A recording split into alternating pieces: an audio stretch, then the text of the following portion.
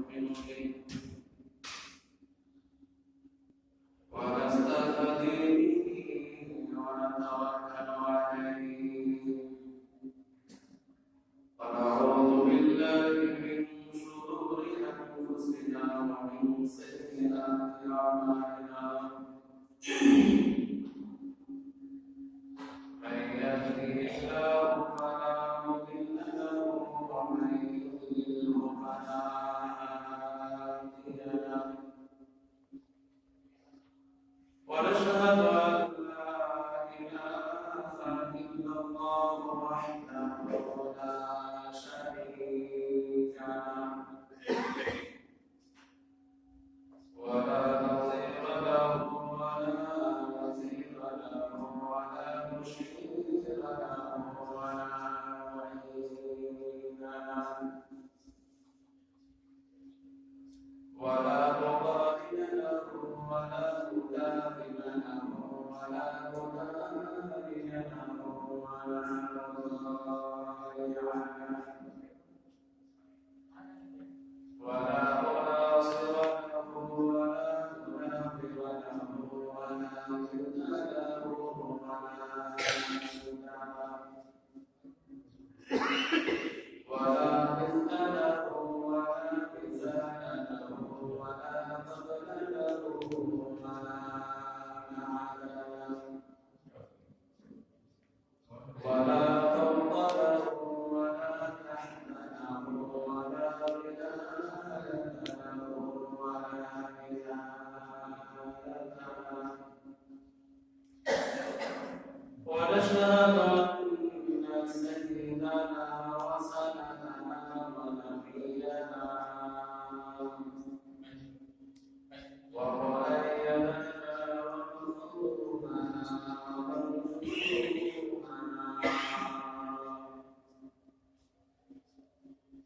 ومعصومنا ومقصومنا ومقصودنا ومعشوقنا ومحبوبنا وحبيبنا وحبيب ربنا وطبيبنا وطبيب قلوبنا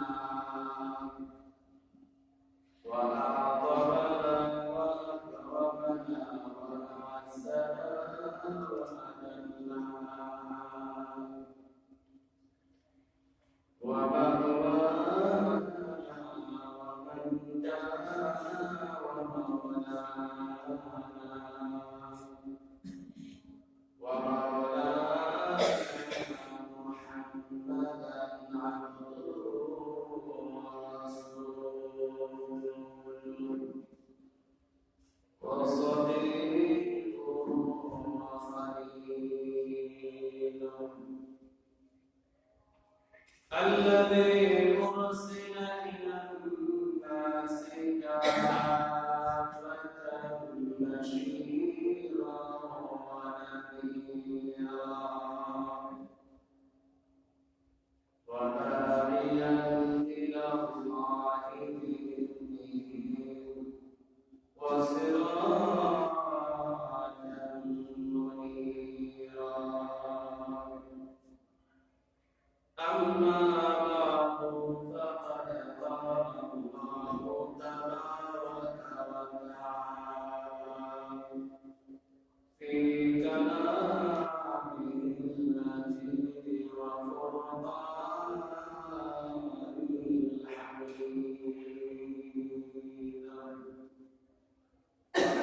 أعوذ بالله من الشيطان الرجيم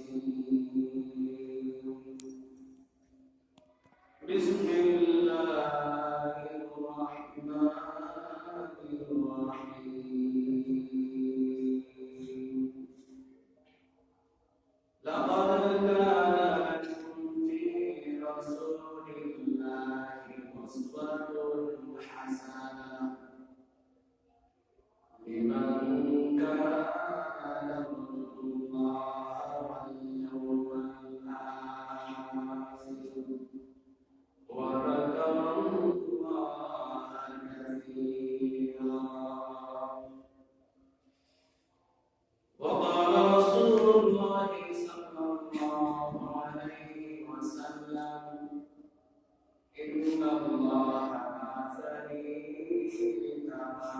بمكارم الأخلاق وكمال محاسن الأفعال. بارك الله لنا ولكم في القرآن العظيم ونفعنا وإياكم بالآيات والذكر الحكيم. صلى الله على سيدنا محمد وعلى آله وأصحابه وسلم. صلى الله على سيدنا ومولانا محمد وعلى آله وأصحابه وسلم. تكبير بكلمة بتماسك بأسامي، تكبير بكلمة بتماسك بأسامي.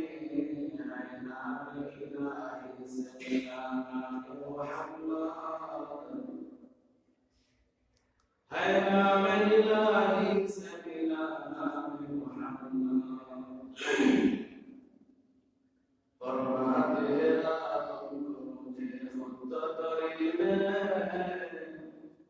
للكار وتوقع إلى محمد، للكار وتوقع إلى محمد. أين بالمحبوب المطلوب عيشا، أين بالمحبوب المطلوب عيشا.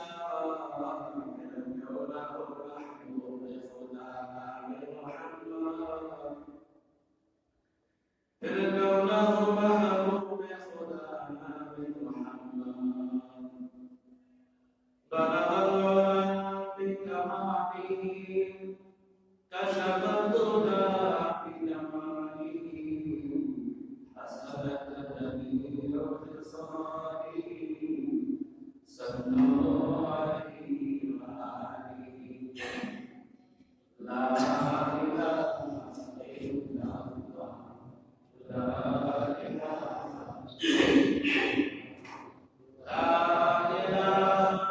إلا الله، لا إله إلا الله، لا إله لا إله إلا الله محمد رسول الله صلى الله عليه وسلم. উপস্থিত সম্মানিত মুসলিম کرام, আল্লাহ রাব্বুল আলামিনের দরবারে কোটি শুকরিয়া আদায় করছি যে মহান আল্লাহ রাব্বুল আলামিন আমাদেরকে রবিউল সানি মাসের প্রথম জুমা আদায় করার পক্ষে অসংখ্য অগণিত মানুষের মধ্য থেকে যাচাই করে বাছাই করে মানা করে দয়া করে মহব্বত করে পছন্দ করে পৃথিবীর সবচেয়ে উত্তম ইসলাম তথা আল্লাহ রাব্বুল আলামিনের পবিত্র ঘর মসজিদে আসা এবং বসার তৌফিক দান করেছেন। এই জন্য আমরা সকলেই অন্তরস্থল থেকে কালিমাত শুকর আদায় করি, বলি আলহামদুলিল্লাহ। আমি আপনাদের সামনে প্রায় এক মাস যাবত প্রিয় নবী সাল্লাল্লাহু আলাইহি ওয়াসাল্লামের সিরাত সম্পর্কে আলোচনা করে আসছিলাম। এই ধারাবাহিকতা আপনাদের সামনে এই সপ্তাহ আপনাদের সামনে প্রিয় নবী সাল্লাল্লাহু আলাইহি ওয়াসাল্লামের সিরাত সম্পর্কে আলোচনা করার জন্য সূরাতুল আহজাবের একখানা আয়াতে কারিমা তেলাওয়াত করেছি। পাশাপাশি রাসূল আরবি সাল্লাল্লাহু আলাইহি ওয়াসাল্লামের অসংখ্য অগণিত হাদিসের ভান্ডার থেকে একটি হাদিস পাঠ করেছি। আল্লাহ রাব্বুল আলামিন আমাকে উক্ত আয়াত এবং হাদিস সম্পর্কে সঠিক আলোচনা করা, আপনাদেরকে সঠিক বোঝা, সর্বশেষ আমাদের সবাইকে নবী সাল্লাল্লাহু আলাইহি ওয়াসাল্লামের তরিকা অনুযায়ী জীবনকে পরিচালনা করে ঈমানের সাথে পৃথিবী থেকে বিদায় হওয়ার তৌফিক দান করেন। আমি গত চরমবার আলোচনা শুরু করেছিলাম প্রিয় নবীজি সাল্লাল্লাহু আলাইহি ওয়াসাল্লামের নবুয়তের প্রমাণ এবং মুজিজা সম্পর্কে। রাসূলুল্লাহ সাল্লাল্লাহু আলাইহি ওয়াসাল্লামের আগে হযরত ঈসা আলাইহিস সালাতু ওয়াস সালাম বিদায় নিয়েছেন, হযরত মূসা আলাইহিস সালাতু ওয়াস সালাম বিদায় নিয়েছেন, হযরত দাউদ আলাইহিস সালাতু ওয়াস সালাম বিদায় নিয়েছেন। তাদেরও কিছু মুজিজা ছিল, তারা বিদায় নেওয়ার সঙ্গে সঙ্গে মুজিজাও বিদায় হয়ে গেছে। কিন্তু আপনার আমার নবী মুহাম্মদ আরবি সাল্লাল্লাহু আলাইহি ওয়াসাল্লামের সবচেয়ে বড় মুজিজা হলো 30 পারা কোরআন কারীম। বলুন তো আমাদের নবী এখন আছেন কিনা? নাই। 30 পারা কোরআন পৃথিবীতে আছে নাকি নাই? আছে। নবীজি বিদায় নিয়ে গেছেন, প্রায় 1000 বছর চলে গেছে, কিন্তু মুজিজা কোরআন কারীম এখনো রয়ে গেছে। কিয়ামত পর্যন্ত সেই মুজিজা থাকবে। সবচেয়ে বড় মুজিজা হযরত ইমাম বাইহাকী রাহমাতুল্লাহি আলাইহি বলেন, প্রিয় নবীজি সাল্লাল্লাহু আলাইহি ওয়াসাল্লামের মুজিজার সংখ্যা হলো 1000। কত হাজার? ইমাম নববী রাহমাতুল্লাহি আলাইহি বলেন, প্রিয় নবীজি সাল্লাল্লাহু আলাইহি ওয়াসাল্লামের মুজিজার সংখ্যা হচ্ছে 1200। 1000। অন্যান্য উলামায়ে কেরাম বলেছেন, প্রিয় নবীজি সাল্লাল্লাহু আলাইহি ওয়াসাল্লামের মুজিজার সংখ্যা হচ্ছে 3000। কত হাজার? 3000। 3000 মুজিজা আলোচনা করে শেষ করা যাবে? 1000 তো যাবে না। সবচেয়ে বড় মুজিজা হলো 30 পারা কোরআন কারীম। রাসূলুল্লাহ সাল্লাল্লাহু আলাইহি ওয়াসাল্লাম যখন মক্কার কাফির বেঈমান মুশরিকদেরকে কালিমার দাওয়াত দিতেন, তখন তারা নবীর কাছে বিভিন্ন দলিল চাইতো। আপনি যে আল্লাহর রাসূল সত্য নবী, আমরা বুঝব কিভাবে? অথচ তারা দেখি তাওরাত, ইনজিল, জাবুর যে কিতাব ছিল, সেই কিতাবের মধ্যে মুহাম্মদ আরবি সাল্লাল্লাহু আলাইহি ওয়াসাল্লামের নাম, বংশ, তারিখ, চেহারা, সূরা সব কিছু লেখা আছে। তারপরও তারা মানে না। একদিন মক্কার মুশরিক আবু জাহেল সহ ফিলিস্তিনের বড় বড় যারা ছিল, তারা বলল, মুহাম্মদ তুমি আমাদেরকে কালিমার দাওয়াত দাও, অসুবিধা নাই, তবে আমাদেরকে একটা দলিল দেখাও, তুমি নবী। রাসূল জিজ্ঞেস করলেন, কি দলিল দেখাবো? ওই সময় মক্কার মুশরিকরা দেখতো যে চাঁদ আকাশের পূর্ণিমা, চাঁদ রাতের বেলা চাঁদ আকাশে উঠছে। মুহাম্মদ তুমি যদি জমিনে থাকা অবস্থায় আকাশের চাঁদকে দুই টুকরা করতে পারো, আমরা সাক্ষী দিলাম তোমার কাছে ঈমান আনবো। রাসূলুল্লাহ সাল্লাল্লাহু আলাইহি ওয়াসাল্লাম সংক্ষেপে বলবো, যদি তোমরা ঈমান আনো তাহলে আমি চাঁদকে দুই খণ্ড করে আমি দেখাইতে পারবো। সকলে বলল ঈমান আনবে। রাসূলুল্লাহ সাল্লাল্লাহু আলাইহি ওয়াসাল্লাম আল্লাহ তাআলার কাছে দোয়া করলেন আর শাহাদাত আঙ্গুল দিয়ে ইশারা করলেন। নবীজি জমিনে চাঁদ আকাশে দুই টুকরা হয়ে দুই পাহাড়ে যা পড়ে গেছে। ধরে বলুন সুবহানাল্লাহ। এক টুকরা চলে গেল কায়কার নামক একটা পাহাড় আছে, সেই পাহাড়ে মক্কা নগরী। আরেকটা পাহাড়ের নাম হলো আবু কুবাইস, সেই পাহাড়ে চলে গেল মক্কা নগরী। দুই টুকরা হয়ে দুই পাহাড়ে যা পড়ে রইল। তারপর তারা ঈমান আনে নাই। কতটুকু সময়? আসর থেকে নিয়ে মাগরিবের আগ পর্যন্ত যতটুকু সময়, ততটুকু সময় পর্যন্ত চাঁদ দুই টুকরা হয়ে পাহাড়ে ছিল। তারপর তারা ঈমান আনে নাই। বলেন, মুহাম্মদ তোমার এই জাদু দেখা যায় জমিন থেকে আকাশ পর্যন্ত জ্ঞান হচ্ছে। নাউযুবিল্লাহ। যখন চাঁদ দুই টুকরা হয়ে দুই পাহাড়ে চলে গেল, তখন তারা চোখ পরিষ্কার করে করে তাকায় যে আসলে কি দুই টুকরা হলো কিনা, বিশ্বাস হয় না। শেষ পর্যন্ত বলল, মুহাম্মদ যদি আমাদের এই দেশের কিছু মানুষ, তারা বিভিন্ন দেশে গেছে সফরে, তারা যদি এসে মক্কার বাহির থেকে এসে হিজরত করে আসার পর যদি তারা বলে যে তারাও দেখছে চাঁদ দুই টুকরা হয়েছে, দুই পাহাড়ে হয়েছে, তাহলে আমরা ঈমান আনবো। যখন তাদের দেশের লোকজন বাহির থেকে দেশে ফিরে আসতো, আসার পর আবার তারা যখন জিজ্ঞেস করতো, তখন দেখা যায় তারাও বলছে যে হ্যাঁ আমরা অমুক তারিখে এমন সময় বলছে আমরা তো এই ক্ষমতা দিয়েছি, তারপর তারা ঈমান আনে নাই। আল্লাহ তাআলা কোরআনে কারীমের আয়াত নাযিল করেন, ইকতারাবাতিস সাআতু ওয়া শাক্কাল কামার ওয়া ইয়ারাউ আয়াতান ইয়া'রিদু ইয়াকুলু সিহরুন মুস্তামির। নবীজি তারা ঈমান আনে নাই, তাদের কথা রাসূলুল্লাহ সাল্লাল্লাহু আলাইহি ওয়াসাল্লাম খায়বারের যুদ্ধে যখন খায়বার বিজয় হলো, খায়বার বিজয় হওয়ার পর তাদের পক্ষ থেকে একজন মুসলিমের মাধ্যমে একটা বকরির গোশত লাগাইল, রান্না করলো। রান্না করার পর নবীজির কাছে গিয়ে সেই পেয়ালা দিল খাবারের জন্য। কে দিয়েছিল? সালাম ইবনে মাশকাবের স্ত্রী। বুখারী শরীফের হাদিস, আন আবি হুরায়রা রাদিয়াল্লাহু তাআলা আনহু قال لما فتحت خيبر أهديت لرسول الله صلى الله عليه وسلم شاة فيها سمن। সালাম ইবনে মাশকাবের স্ত্রী, তার নাম হলো আইনাম বিনতে হারিস, তাকে পেয়ালার মধ্যে গোশত তরকারি রান্না করলো, সাথে বিষ মিশিয়ে দিল। নবীজিকে মারা দেখে নবীজির কাছে নিয়ে যখন আমি রাসূলুল্লাহ সাল্লাল্লাহু আলাইহি ওয়াসাল্লাম খাবার রেডি করে মুখের মধ্যে লুকমা দিচ্ছেন অথবা দিবেন, ওই মুহূর্তে পাকানো গোশত নবীজির সঙ্গে কথা বলে আওয়াজ দিয়ে বলেন সুবহানাল্লাহ। ইয়া রাসূলুল্লাহ, ইয়া হাবিবাল্লাহ, নবীজি আমি রান্না করা গোশত আপনি খাবেন না, তার কারণ হলো ওই গোশতের মধ্যে বিষ মিশিয়ে দিয়েছে, আপনাকে মারার জন্য খাবেন না। নবীজি জিজ্ঞেস করলেন, কে মিশাইলো? ওই গোশতের জবানদার সালাম ইবনে মাশকাবের স্ত্রী, তার নাম হলো যায়েদ বিনতে হারিস। রাসূলুল্লাহ সাল্লাল্লাহু আলাইহি ওয়াসাল্লাম ওই যায়েদ বিনতে হারিসকে বললেন, ওই যায়েদ বিনতে হারিসকে জিজ্ঞেস করলেন, তুমি কি কারণে এই কাজটা করলা?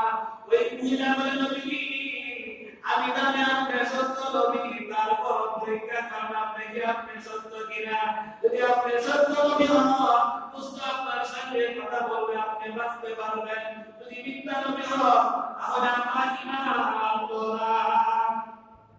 রাসূলুল্লাহ সাল্লাল্লাহু আলাইহি ওয়াসাল্লাম জিজ্ঞেস করলেন, আপনি যদি সত্য নবী হন তাহলে আপনি বাঁচতে পারবেন। নিশ্চিত আমি সাক্ষ্য দিলাম নবীজি আপনি সত্য নবী।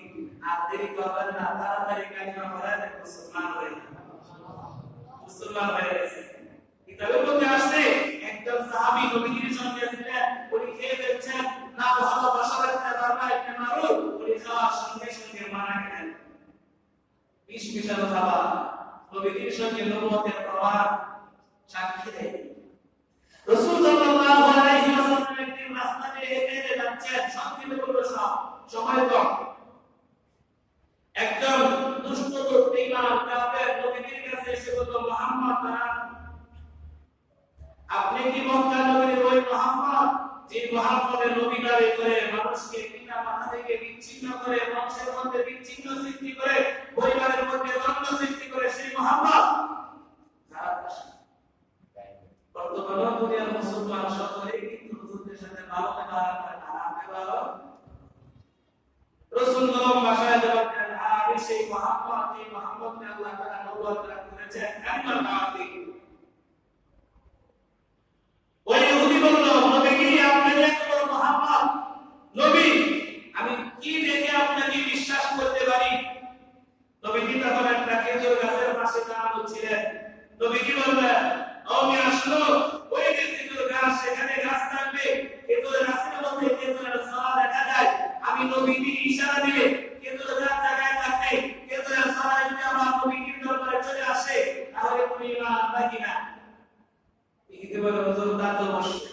নবীজি ইশারা দিতে দিতে হচ্ছে খেজুরের ছায়া এসে নবীজির কদম মোবারকে সিজদা আরম্ভ করে দিচ্ছে। ওই লোক বলল, হুজুর বলছি আপনি করনা, তাড়াতাড়ি কালিমা পড়ে মুসলমান বানাবেন। মুসলমান হয়েছে। রাসূলুল্লাহ সাল্লাল্লাহু আলাইহি ওয়াসাল্লাম রাস্তা দিয়ে হেঁটে যান, একজন বেঈমান বেদুইন রাসূলুল্লাহ সাল্লাল্লাহু আলাইহি ওয়াসাল্লামের পাশে নবীজি দাঁড়ান। কিতাবের মধ্যে আসছে ওই বেঈমান ইহুদির ব্যাগ ছিল একটা ব্যাগ ধরি, ওই ব্যাগের ভিতরে মৃত একটা পিশাচ ছিল। পিশাচ জীবিত না জীবিত? মৃত মৃত। ইয়া রাসূলুল্লাহ, ইয়া হাবিবাল্লাহ, নবী, আমি আপনার অনেক গুণ কীর্তন শুনেছি, কিন্তু মনে মানাইতে পারি না, আপনার ধর্ম ছাড়তে পারি না, বিশ্বাস হয় না। নবী, এখন আপনাকে আমি বিশ্বাস করব যদি আপনি আমাকে জীবিত মৃত পরিচয়টাকে যদি আপনি জীবিত করতে পারেন, আর আপনাকে যদি মৃত পরিচয়ে সাক্ষ্য দেয় আপনি আল্লাহর নবী, আমি সঙ্গে সঙ্গে মুসলমান হয়ে যাব। মৃত পরিচয়কে আমি মানা না, মুসলমানের যা আবেল নেবার রাসূলুল্লাহ সাল্লাল্লাহু আলাইহি ওয়াসাল্লাম ডাকলেন, ইয়া যাব্বার, ও কুইশা, ইয়া যাব্বার, ইয়া সাহাবায়ে, ইয়া সাইয়্যিদানা ওয়া ইয়াউমাল কিয়ামাহ, কুইশা তোমরা যে নবী, আমি আপনার দরবারে উপস্থিত, আপনার কি দরকার বলুন। কিন্তু কুইশা বিন্দু হয়েছে না জীবিত হয়ে গেছে? যদি বলুন জীবিত না জীবিত? জীবিত হয়ে গেছে। রাসূল জিজ্ঞেস করলেন, তুমি কার ইবাদত বন্দেগী করো? কুইশা বললেন, নবীজি আমার ভাষা বলতে বুঝতে না পারেন, নবীজির ভাষা হলো আরবি। কুইশা আরবি ভাষায় জবাব দেয়, আকুতুন কানা ফিস সামাই আরশা ওয়া ফিল আরদি সুলতানা ওয়া ফিল বাহরি সাবিলা ওয়া ফিল জান্নাতি রাহমাতা ওয়া ফিন নারি ইকাবা।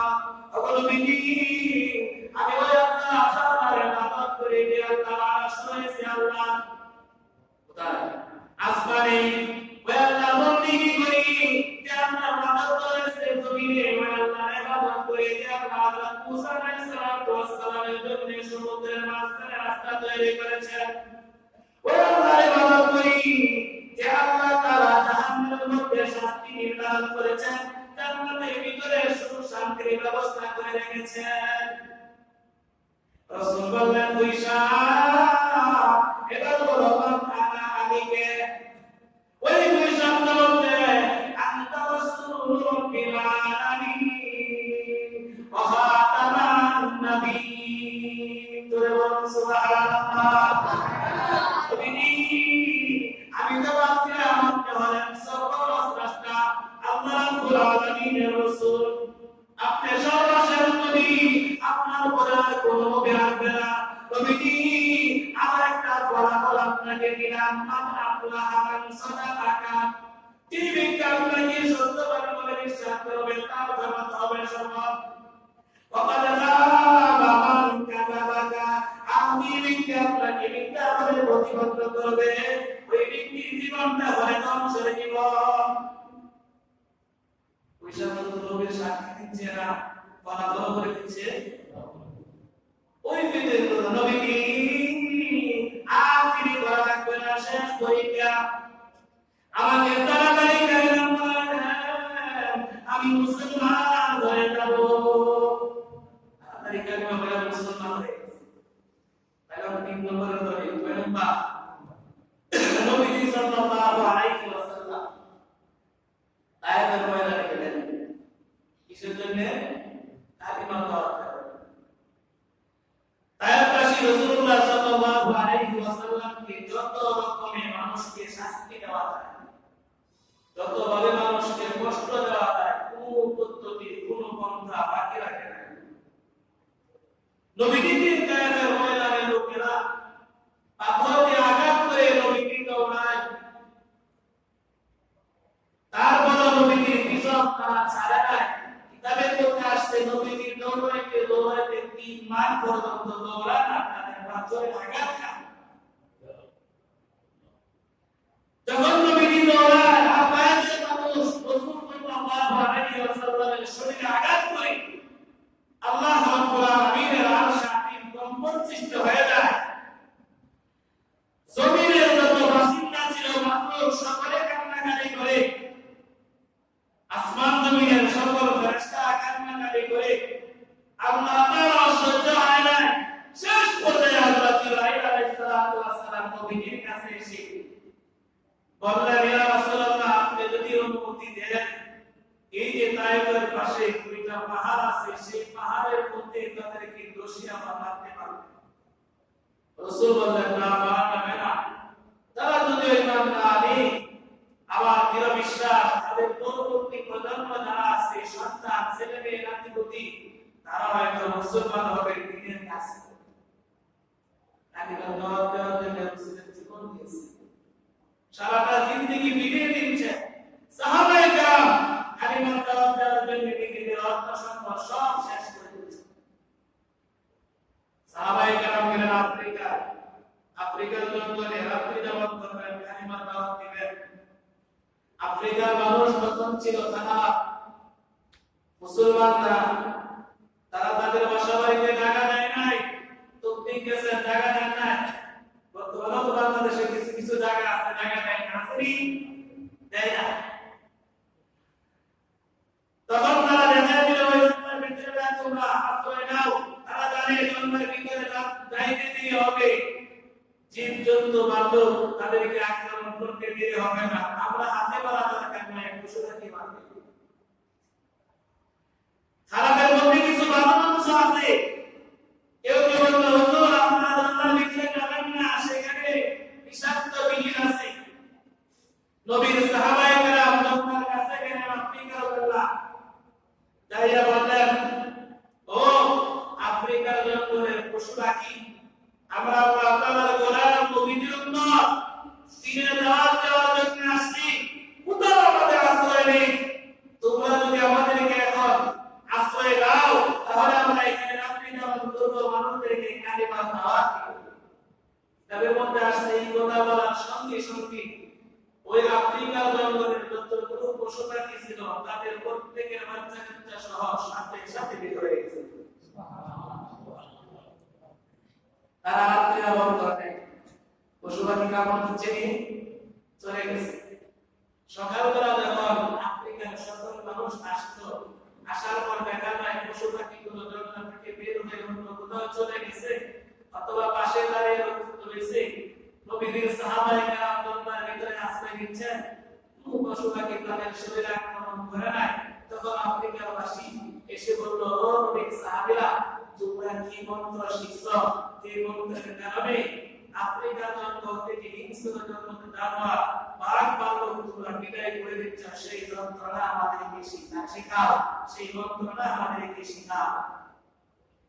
নবীর সাহাবায়ে কেরাম বললেন, আমরা কোন মন্ত্র শিখি নাই, আমাদের মালিক আল্লাহ, আমাদের নবী বলেন রাহমাতুল লিল আলামিন। ওই নবী আমাদেরকে একটা কালিমা শিখিয়ে দিয়েছেন, লা ইলাহা ইল্লাল্লাহ মুহাম্মাদুর রাসূলুল্লাহ। ওই কালিমা করে আমরা বুঝিয়েছি, ওই কালিমার বরকতে যখন ভালো তাদের বাচ্চা একটা নিরাপদ হয়ে যায়। আফ্রিকাবাসী বলল, নবীর সাহাবীরা আপনি করবেন না, আমরা ওই মন্ত্রটা শিখতে চাই, আমাদেরকে শেখাও। সাহাবায়ে কেরাম বললেন, তোমরা যদি মুসলমান হও তাহলে শেখাবো। তারা বলে, মুসলমান অবশ্যই হবে, আপনি করবেন না, কালিমা বলেন। কালিমা বলে মুসলমান হয়ে গেছে। দিনের দাওয়াত যদি মানুষের মধ্যে থাকে, জঙ্গল, বাঘ, বান্দর, সাপ কিছু পর্যন্ত আপনাকে সম্মান করবে, আপনার খেদমতে থাকবে। রাসূলুল্লাহ সাল্লাল্লাহু আলাইহি ওয়াসাল্লাম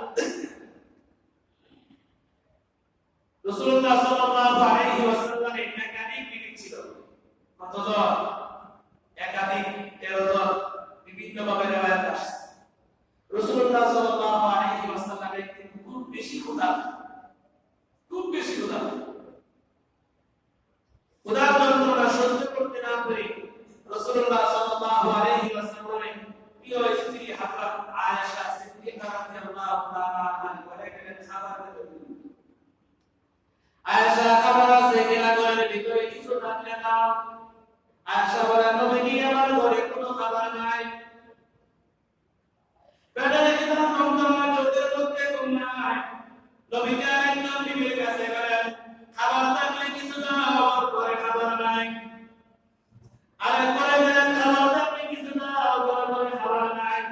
এইভাবে সকল স্ত্রীদের ঘরের ভিতরে গেলেন, খাবার নাই, খাবার নাই। এদিকে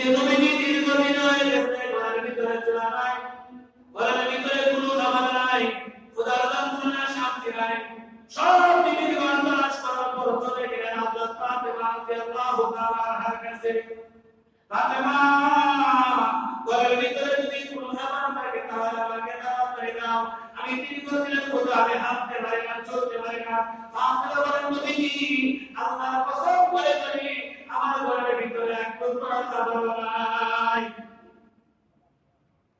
আর কোথায় হবে? স্ত্রীর কাছে প্রত্যেকের ঘরে গেলে কিরকম করে জানাবেন? রাসূলের প্রিয় পরিজাত টুকরা হযরত ফাতেমা রাদিয়াল্লাহু তাআলা আনহা ঘরে গেলেন, সেখানেও খাবার নেই। রাসূল সাল্লাল্লাহু আলাইহি ওয়াসাল্লাম যেখানে বলি ঘর থেকে বের হয়ে গেলেন, কিছুক্ষণ পর দেখা যায় হযরত ফাতেমা রাদিয়াল্লাহু তাআলা আনহার এক প্রতিবেশী দুইটা রুটি এক টুকরা গোশত হযরত ফাতেমাকে হাতিয়া দিলেন। রাসূলুল্লাহ সাল্লাল্লাহু আলাইহি ওয়াসাল্লাম ফাতেমার বাসা থেকে বের হয়ে গেলেন, ঘুরতে কোনো কিছু না। ফাতেমা সে হাতিয়া গ্রহণ করে হযরত হাসান এবং হযরত হুসাইন রাদিয়াল্লাহু তাআলা আনহুমা তারা দুইজনকে বললেন, তোমরা তাড়াতাড়ি গিয়ে আমার প্রধানকে ডেকে নিয়ে আসো। দুইজন দৌড়ে গেলেন, রাসূলুল্লাহ সাল্লাল্লাহু আলাইহি ওয়াসাল্লাম কি হযরত ফাতেমার বাড়িতে নিয়ে আসলেন। আসার পর ফাতেমা রাদিয়াল্লাহু তাআলা আনহা দুইটা রুটি আর এক টুকরা গোশত রাখছিলেন পাত্রের মধ্যে, সেটা একটা ঢাকনা দিয়ে ঢেকে রাখছিলেন। রাসূলুল্লাহ সাল্লাল্লাহু আলাইহি ওয়াসাল্লাম ফাতেমার বাড়িতে আসার পর নবীজি সাল্লাল্লাহু আলাইহি ওয়াসাল্লামের কাছে ফাতেমা রাদিয়াল্লাহু তাআলা আনহা সেই রুটি আর গোশত নিয়ে রাখলেন। ঢাকনা খোলার পর দেখা যায় সেখানে অসংখ্য অপবিত্র রুটি হয়ে গেছে। রাসূল জিজ্ঞেস করলেন, ফাতেমা এই রুটি কোথায় রেখে দিলা? ফাতেমা জবাব দিলেন, না আপনি যখন আমার বাড়িতে আসলেন তখন কোনো কিছুই ছিল না। পার্শ্ববর্তী মহিলা প্রতিবেশী মহিলা সে তার বাসা থেকে দুইটি রুটি আর এক টুকরা গোশত হাদিয়া দিয়েছিল। আল্লাহ তাআলা এর মধ্যে বরকত দান করেছেন। অনেক রাসূল বলেন, ফাতেমা তুমি আসো, আলীকেও বলো আসতে, আবার হাসান হুসাইনকেও বলো আসতে, আর হাসান হুসাইনের নানীরা আছে সকলকে নিয়ে আসো। রুটি কয়দিন সবাই আসতেন। খাওয়ার পর দেখা যায় যে পরিমাণের রুটি ছিল খাওয়ার আগে গোশত যে পরিমাণ ছিল ওই পরিমাণে হয়ে গেছে। রাসূল বলেন, ফাতেমা বাকি রুটিগুলো তোমার পাড়া প্রতিবেশীর লোকদের মধ্যে বন্টন করে দাও। কিসের বরকত? নবীর হাত মোবারকের বরকত। হাত মোবারক লাগতে দেরি হয়েছে, খাবার মধ্যে বরকত হইতে দেরি হয় নাই।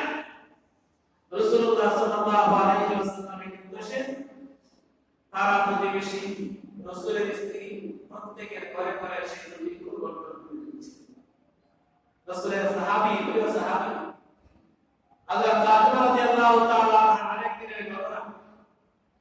রাসূল গেলেন হযরত ফাতেমার বাড়িতে মেহমানদারি। তাই দেখা হযরত ফাতেমা রাদিয়াল্লাহু তাআলা আনহা রুটি বানাইতেছে। রাসূলের অভ্যাস ছিল বাসাতে যখন থাকতেন বিকালবেলা ওনার স্ত্রীদের কাজে সহযোগিতা করতেন। রাসূল সাল্লাল্লাহু আলাইহি ওয়াসাল্লাম হযরত ফাতেমা রাদিয়াল্লাহু তাআলা আনহার সঙ্গে উনিও রুটি বানাইতেছেন। রাসূল বানাইছেন দুই কি রুটি বানাই, আর বাকিগুলো সব ফাতেমা। ফাতেমা রাদিয়াল্লাহু তাআলা সবগুলো রুটি নিয়ে গেলেন গরম করার জন্য, সিদ্ধ করার জন্য। সবগুলো গরম করার পর দেখা যায় দুইটা রুটি সিদ্ধ হয় না। বলে বলুন সুবহানাল্লাহ। আর কে বলুন সুবহানাল্লাহ। ফাতেমা রাদিয়াল্লাহু তাআলা টেনশন করলেন, কি আর কোনো বানাই দিলাম, গরম করতে দেওয়ার সময়ও বেশি দিলাম, সবগুলো রুটি একই আটা, আমি নির্ধারণে সেগুলোকে ব্যবস্থা করলাম। রুটি বাকি দুইটা কাঁচা হয়ে সিদ্ধ হয়ে না খাওয়া। ফাতেমা রাদিয়াল্লাহু তাআলা আনহা বললেন, ইয়া রাসূলুল্লাহ, ইয়া হাবিবাল্লাহ, ওগো নবী, আমি এতটা রুটি সিদ্ধ করলাম, দুইটা রুটি এখনো কাঁচা রয়েছে, তার কারণ কি সিদ্ধ হয় না? নবীজি বললেন, ফাতেমা, যে দুইটা রুটি তোমার মা বিশ্ব নবীর হাতে রাখছে, ওই রুটিকে দুনিয়া কোন জ্বালাবে দূরের কথা, জাহান্নামের আগুন কোনদিন কথা লাগাইতে পারবে না। তুমি দুনিয়ার আগুন দিয়ে চেষ্টা করছো, দুনিয়ার আগুন দিয়ে চেষ্টা করছো সেই দুইটা রুটি সিদ্ধ করার জন্য। হবে না। সেই দুইটা রুটি বিশ্ব নবীর হাতে রাখছে, যেই নবীর হাতে রাখবে এই রুটি বা এই সামা, সেই সামানা এবং সেই রুটিকে দুনিয়ার আগুনের জন্য তারা যত হারাম, কিয়ামতের ময়দানে জাহান্নামের আগুনের জন্য হারাম হবে। রাসূলের প্রিয় সাহাবী হযরত আনাস ইবনে মালিক রাদিয়াল্লাহু তাআলা আনহু রাসূলুল্লাহ সাল্লাল্লাহু আলাইহি ওয়াসাল্লামের খেদমত 10 বছর করেছেন। খাদিমুন নবী খাদামতুন নবী সাল্লাল্লাহু আলাইহি ওয়াসাল্লাম 10 সিনিন আবা ক্বালা লিহু ওয়ালা লিমা সালাতা ওয়ালা লিমা লা সালাতা। আনাস রাদিয়াল্লাহু তাআলা বলেন, ও নবীর উম্মতরা, আমি বিশ্ব নবীর খেদমত 10 বছর করেছি। আমার আম্মা উম্মে সুলাইম রাদিয়াল্লাহু তাআলা আনহা 8 বছর বয়স অথবা 10 বছর বয়সে নবীর দরবারে আসতেন। আপনি কে 10 বছর, এই 10 বছর থেকে বাকি 20 বছর বয়স পর্যন্ত আমি নবীর খেদমত করেছি। 10 বছরের ভিতরে কেউ নবীর একদিন আমার সাথে খারাপ আচরণ করেন নাই এবং কি কোন কাজের মধ্যে বিরক্ত ভাব প্রকাশ করেন। সে আনাস রাদিয়াল্লাহু তাআলা উনার বাড়িতে একজন সাহাবী মেহমান হলেন, উকবা ইবনে আব্দুস সালাম রাদিয়াল্লাহু তাআলা আনহু। তারপর আনাস রাদিয়াল্লাহু তাআলা খাবার বিতরণ করলেন, খাবার দিলেন, খাবার শেষ, এখন হাত পরিষ্কার করার জন্য হাত মোছার জন্য একটা রুমাল আপনারা নিয়ে আসলেন। আনার পর দেখা যায় হাতের মধ্যে হচ্ছে রুমালটা নিয়ে আসছে, হাতের দেখা যায় রুমালের মধ্যে ময়লা লাগানো। আনাস ইবনে মালিক রাদিয়াল্লাহু তাআলা আনহু খাদেন এই রুমালটা পরিষ্কার করে নিয়ে আসেন। উকবা ইবনে আব্দুস সালাম রাদিয়াল্লাহু তাআলা আনহু বলেন, আমি দেখলাম সেই রুমালটা নিয়ে জ্বলন্ত চুলার ভিতরে রুমালটাকে নিক্ষেপ করছে। কিছুক্ষণ পর রুমালটা উঠে নিয়ে আসছে। আল্লাহর কসম করে বলি, নবীজি সাহাবী হযরত আব্বাস ইবনে আব্বাস রাদিয়াল্লাহু আব্দুস সালাম রাদিয়াল্লাহু তাআলা আনহু বলেন, আগুনে যত ময়লা ছিল রুমালের সবগুলো জ্বালিয়ে দিচ্ছে, রুমালের একটা সুতা আগুন স্পর্শ করে নাই। জোরে বলুন সুবহানাল্লাহ। সাহাবী জিজ্ঞেস করলেন, আনাস, সারাটা জিন্দেগি দেখে আসলাম কাপড় ময়লা হলে সাবান দিয়ে পাউডার দিয়ে পরিষ্কার করতে হয়, তোমার ঘরের ভিতরে ময়লা যুক্ত রুমাল সেটা তুমি চুলার মধ্যে জ্বলন্ত গরম চুলার মধ্যে নিক্ষেপ করছো, আর ময়লা পরিষ্কার হয়ে গেছে, রুমাল সাদা হয়ে গেছে, কিন্তু একটা সুতো আগুন জ্বালাইতে পারে নাই। এর রহস্যটা কি? এর মধ্যে হিকমত কি?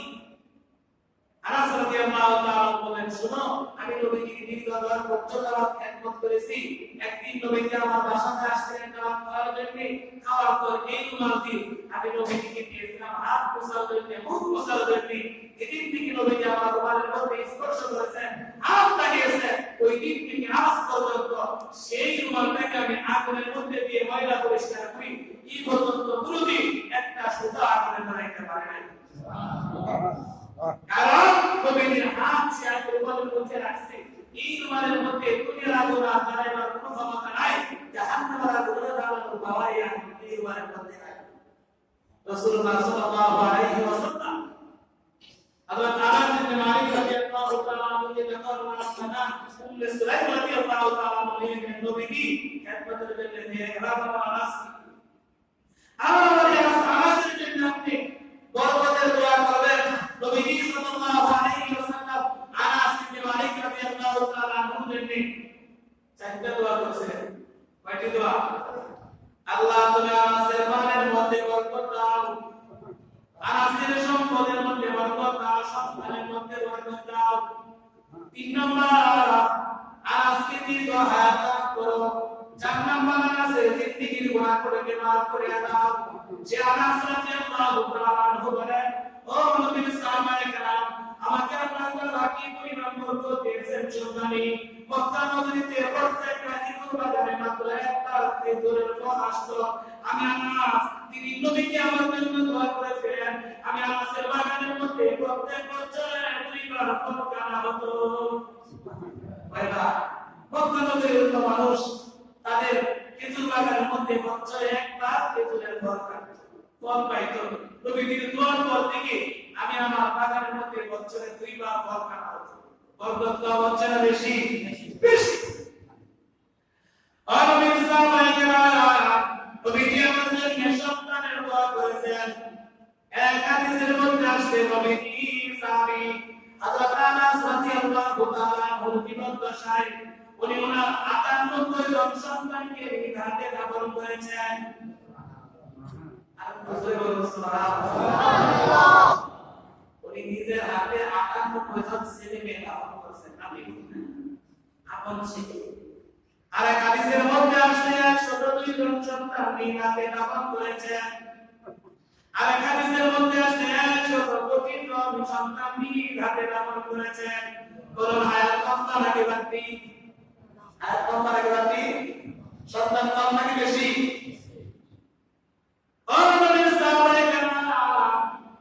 আমার আশা আল্লাহ তাআলা কিয়ামতের ময়দানে নবীজির দোয়ার বরকতে আমার জিন্দেগির গুনাহ মাফ করিয়া নবীজির সঙ্গে জান্নাতের বাসিন্দা বানায় দিবেন।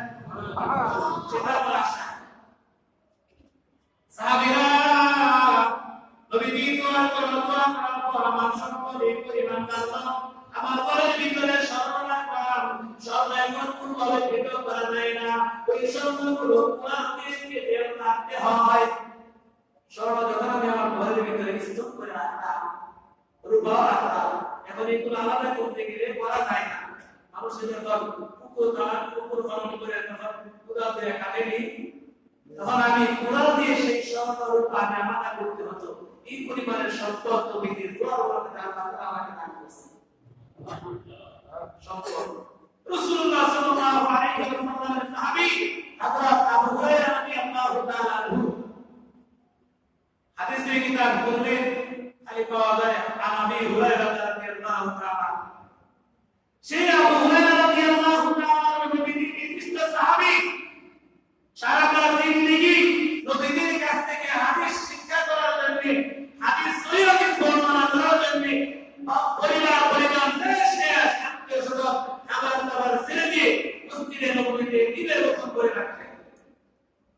কিতাবের মধ্যে আসছে সেই নবীর সাহাবী হযরত আবু হুরায়রা রাদিয়াল্লাহু তাআলা আনহু ৫৩৭৪টি হাদিস বর্ণনা করেছেন। ৫৩৭৪টি হাদিস। ওনার নাম ৩৫টি নাম। কয়টি নাম? এর মধ্যে সবচেয়ে প্রসিদ্ধ নাম হচ্ছে আব্দুর রহমান, আর পরিচিত নাম হচ্ছে আবু হুরায়রা রাদিয়াল্লাহু তাআলা। ওনাকে জান্নাতের বাকি যে কবরস্থান সেখানে নামাজ করা হচ্ছে।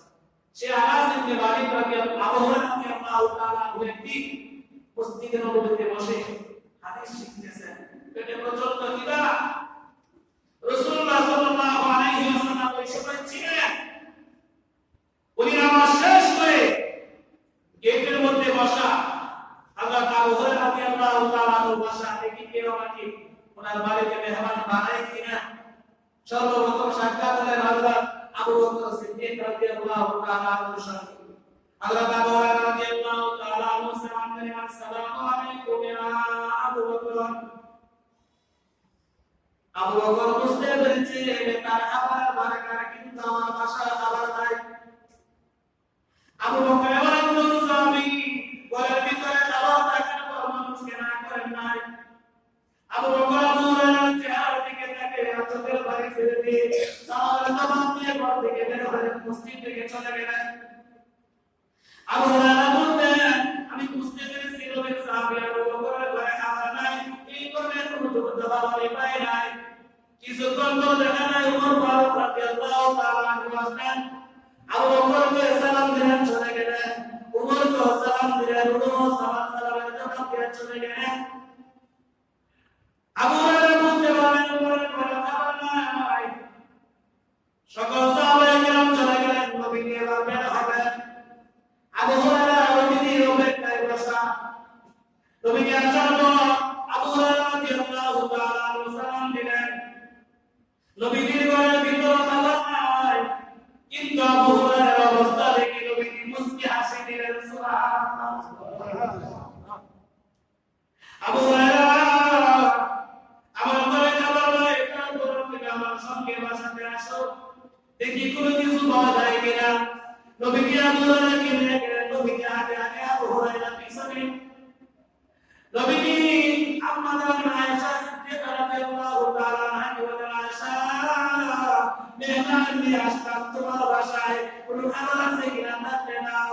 আয়েশা বলেন নবী গো, আমার ঘরের ভিতরে যাওয়ার মতন তেমন কোনো খাবার নাই, তবে কিছুক্ষণ আগে একজন মহিলা আপনাকে একটা দুধ হাতে দিয়েছেন, খাবার নাই। আবু হুরায়রা রাদিয়াল্লাহু তাআলা মনে এখন বলেন একটা দুধ কি হবে, দীর্ঘদিনের খোদা পেটের যন্ত্রণা ভালো লাগে না।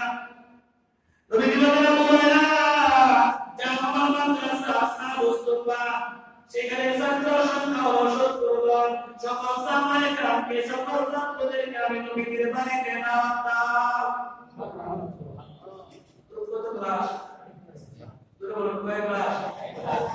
আবু হুরায়রা মনে ভাবলেন আল্লাহ সেই দূরের ক্লাস আমাকে হবে না, আবার 70 জন মানুষের নবীর পরিবারের মানুষ হবে পাবো কোথায়? আবু হুরায়রা রাদিয়াল্লাহু তাআলা নবীর ঘোষণা অনুযায়ী আসহাবে সুফার 70 জন সাহাবীকে বাড়ি ফিরে আসলেন। নবী বলেন আবু হুরায়রা এবার তুমি ক্লাস হাতে নিয়ে প্রত্যেককে তুমি তোমার রক্তের খাবার খাওয়াও, বিতরণ করো। আবু হুরায়রা মনে ভাবলেন 70 জন কখন খাবে আর আমি কখন খাবো, তবে কি না ভালো লাগে না, তারা খাইলে পাইতেও পারে না। আল্লাহ আবু হুরায়রা রাদিয়াল্লাহু তাআলা 70 জনকে খাবার খাওয়াইলেন। খাওয়ানোর পর দেখা যায় খাবার আগে যে পরিবারের লোক ছিল ক্লাসের মধ্যে, ওই পরিবারের দুধ এখন হয়ে গেছে, এখন দুধ হয়ে গেছে। নবী বলেন আবু হুরায়রা তুমি ইমান প্রাণ করো। আবু হুরায়রা প্রাণ করলেন। নবী দ্বিতীয় বার বলেন আবু হুরায়রা একবার প্রাণ করো। নবী আবু হুরায়রা দুইবার প্রাণ করলেন। নবী এবার 3 নম্বর বার বলেন আবু হুরায়রা আরো প্রাণ করো। আবু হুরায়রা 3 বার প্রাণ করলেন। নবী চতুর্থ বার বলেন আবু হুরায়রা আরেকবার প্রাণ করো। আবু হুরায়রা বলেন নবীজি আমি এই পরিমাণে দুধ আমি পান করেছি, জন্মের পরে আর কোনোদিন এই পরিমাণ দুধ আমার পেটের ভিতরে যায় না। কম নাকি বেশি? বেশি। 70 জনে খাইছে। আবু হুরায়রা একজন কত জন? এরপরে নবীকে খাইলেন কত জন? বরকত আছে নাকি নাই? সেই আবু হুরায়রা রাদিয়াল্লাহু তাআলা নবীর সঙ্গে একদিন সফর করে ঘটনা পড়ে শেষ। রাসূল সাল্লাল্লাহু আলাইহি ওয়াসাল্লাম আবু হুরায়রাকে বলেন আবু হুরায়রা তোমার ব্যাগের মধ্যে কোনো খেজুর আছে কি থাকলে নিয়ে আসো। আবু হুরায়রা রাদিয়াল্লাহু তাআলা ব্যাগের মধ্যে কোনো খেজুর বেশি নাই, ব্যাগ জানা করা দিয়ে তারপর দেখতে কিছু খেজুর পাওয়া গেছে। নবীর কাছে নিয়ে গেলেন। নবীজি বরকতের দোয়া করতেন, খেজুরের মধ্যে আল্লাহ বরকত দাও। আর আবু হুরায়রাকে বলেন আবু হুরায়রা তুমি খেজুরের ব্যাগ থেকে হাত দিয়ে তুমি খাইবা, সপ্তাহ 2 দিন ব্যাগের ভিতরে না খাইবা, ব্যাগ খুলে দেখবা। কথা বুঝছেন কি? ব্যাগের ভিতর থেকে খাইবা, কিন্তু কোনদিন ব্যাগ খুলবা না, দেখি পরিমাণ আছে দেখি, কোনদিন ব্যাগ আর ছাড়বা না, খাইতে থাকবে। কিছু খেজুর আছে সবাই।